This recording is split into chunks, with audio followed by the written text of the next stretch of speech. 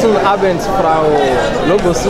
Ja, guten Abend. Okay, Sie haben mit uns den kulturellen Abend mitgefeiert. Also wir wollen wissen, wie haben Sie den kulturellen Abend gefunden?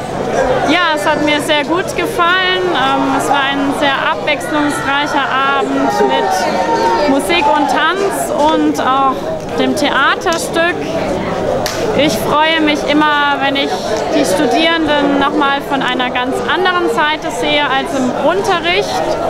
Und ich muss auch sagen, dass der Deutschclub wirklich Qualität hat. Man merkt, es wurde viel Zeit und Mühe reingesteckt, um diesen Abend in die Tat umzusetzen.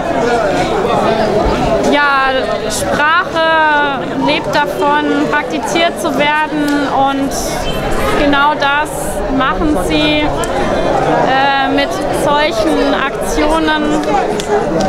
Es freut mich sehr, dabei gewesen zu sein. Okay, also wir möchten auch wissen, was wünschen Sie für den Deutschclub? Also was möchten Sie, dass Deutschclub noch mal machen? Ja, also erst nochmal gratuliere ich zum 35-jährigen Bestehen. Das ist schon eine sehr lange Zeit. Und es ist sehr schön, dass der Deutschclub schon so viele Jahre aktiv ist. Ich wünsche dem Deutschclub, dass er noch viele weitere Jahre genauso aktiv sein kann. Machen Sie einfach weiter so.